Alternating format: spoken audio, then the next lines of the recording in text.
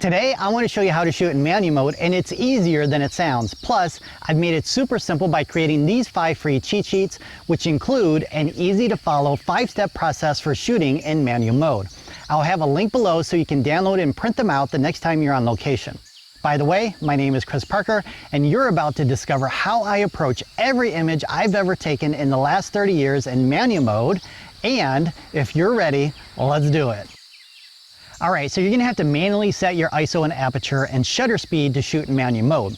So let's grab your manual mode cheat sheet, and step number 1 is to set your ISO.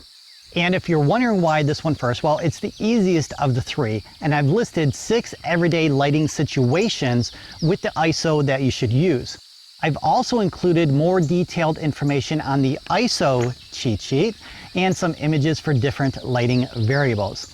So based on this information, I should use 100 since it's a bright sunny day. All right, so I'm gonna go ahead and make sure that's what I have. Okay, so step number 2 is all about your creative intent for your image. And what do I mean by creative intent? Well, the aperture and shutter speed provides 2 creative options based on your settings. And this is a vital part of becoming an artistic photographer versus just another one that just takes snapshots. So in step 2, you're going to start elevating your photography skills by deciding on your creative intent before you create your image. In other words, think about what you want to create before you shoot. And I like to distinguish between taking and creating as well. And that's because anyone can take a photo, but it takes an artist to create something based on their creative vision. All right, so what are your creative intent options? Well, let's grab our Aperture cheat sheet here and take a look. So at the bottom, I have 2 photos. The first is my daughter, who is here today behind camera number 1. And you can't see her, but let's give her a round of applause. All right, so she's giving me the evil eye. So let's get back to our Aperture cheat sheet. All right, as you can see, she's in focus and the background is not. It's blurred out, which I achieved using a large aperture of 1.8. So typically when I'm shooting portraits, I want the background to be out of focus. That way the person stands out from that background and the background doesn't become a distraction because the person is the essential element of that particular image. So that's your first creative option. The second is revealed in the next image where you can see that more of the scene is in focus compared to the first. I was able to do that by using f/22, which is a smaller hole or aperture. So that's the second creative intent. All right, so let's grab the shutter speed cheat sheet for the next 2 creative options. So at the top, there are 6 different shutter speeds and the images represent the creative intent. So at 1/500th of a second, the spinning top is in sharp focus. Then in the last image, it's not sharp at all, and in this case, this is known as motion blur. Long story short, the motion blur is due to the object moving across your camera sensor during the duration that your shutter is open. So check out the free 4-hour photography course to learn more about that. So your creative options are to freeze the action or blur it with the shutter speed and blur the background or keep it in focus with your aperture. Now, once you decide on the creative intent of your photo, you can then choose the camera settings that will fulfill your creative vision. All right, so since I'm shooting a landscape today, I'm gonna go ahead and choose an aperture with a large depth of field so both the foreground and background are in focus. So if we refer to the Aperture cheat sheet and look in the aperture plus depth of field section, you can see that a small aperture will give you a large or deep depth of field. Or in other words, these apertures to the right will increase how much of the scene is in focus, more or less, depending on the one you choose. So what I'm gonna do for this image is I'm gonna go with f11 since I know that the lens I'm using creates some lens distortions at the smaller apertures, which is a topic for another day. And if you want to learn more about that, let me know in the comments below. All right, we now need to decide on the shutter speed. So this is the hard part, right? Because how do you know what shutter speed to use to get a good exposure so it's not over or underexposed? Well, that's where step 3 will make your life easier. But before we get into that, let's take a look at our shutter speed cheat sheet. So this lists different subjects moving at different speeds and the shutter speed you should use based on your creative intent. Now for this image, I want to freeze the action, but there's not a lot of action going on today, but I want to ensure that the water is frozen. I don't want any motion blur. So I could probably get away with 1/125th of a second, or maybe a little slower according to my list here. Now remember, these are not absolute, and you may need to adjust based on the speed of anything in your scene. For example, there's some birds flying around, but not a whole lot, and if I were to capture them in camera, I'd probably have to use a faster shutter speed to freeze them, depending on how fast and close they are to the camera. So I'm gonna go ahead and start off at 1/125th of a second. All right, so step 3 is checking your light meter to see if your current settings will give you a good exposure. So the light meter will evaluate the light that passes through your lens into the computer inside your camera. So that computer is going to analyze the light data, and then your light meter indicator will show whether or not your image will be over or underexposed or properly exposed. So where is that light meter indicator? It could be in a couple of places, either through an interface on top of your camera or inside of your viewfinder, or both. Now inside of the viewfinder, it's going to look something like this. And it's going to either be located at the bottom on the side or maybe at the top. It all depends on your type of camera. Now your indicator probably looks a little different than mine. It can include numbers or not, and it will probably have a series of dots or rectangles, with the one in the middle being larger than all the rest. Now, if the indicator is not in the middle, that suggests that your image will be over or underexposed.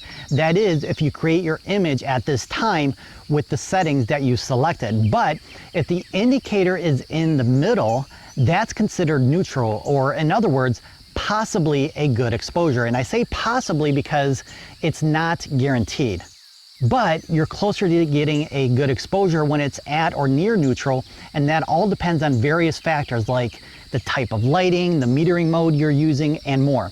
So if you have backlighting or side lighting or even overhead lighting, each one can affect how your light meter analyzes the light, and the different metering modes that you have selected, like matrix or center weighted metering or spot metering, will also alter the results that your light meter indicator gives you.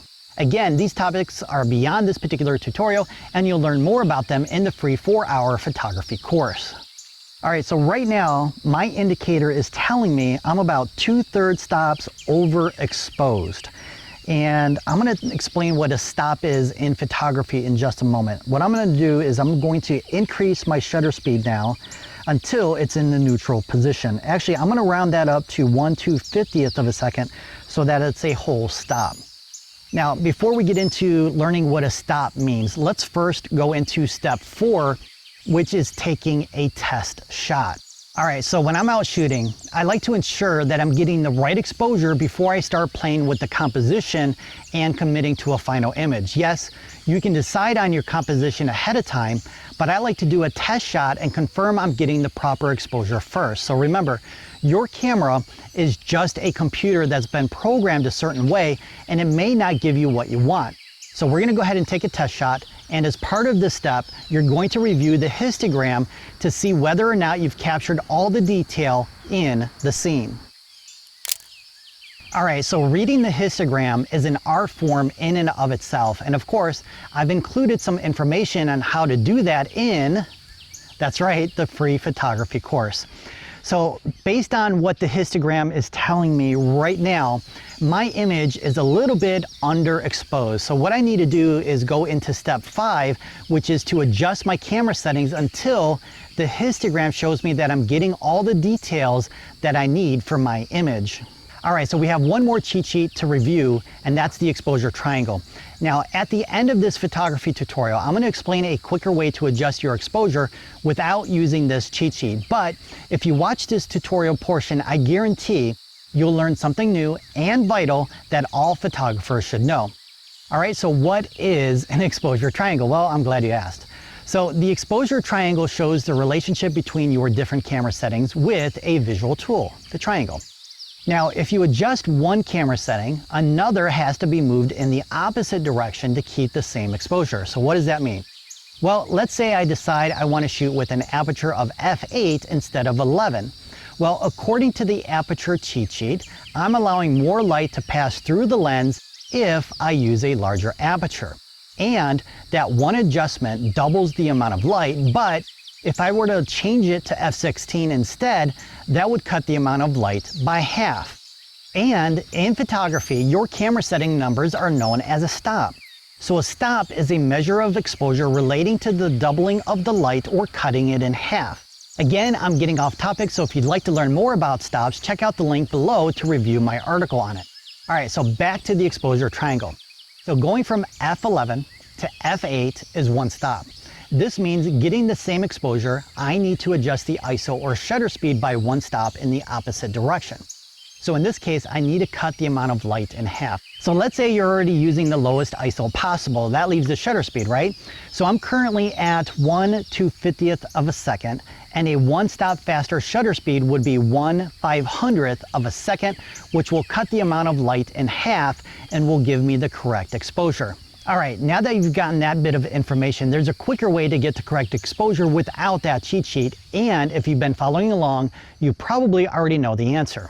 That's right, use your light meter and your histogram.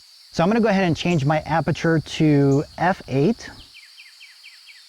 And then I'm going to adjust my shutter speed until the indicator is in the neutral position. And now I have the same exposure as before. How cool is that? I love it. Now make sure to check out that free 4-hour photography course next to continue elevating your photographic skills, and have an awesome day. Oh. Oh, that was corny, but I'm gonna go with it.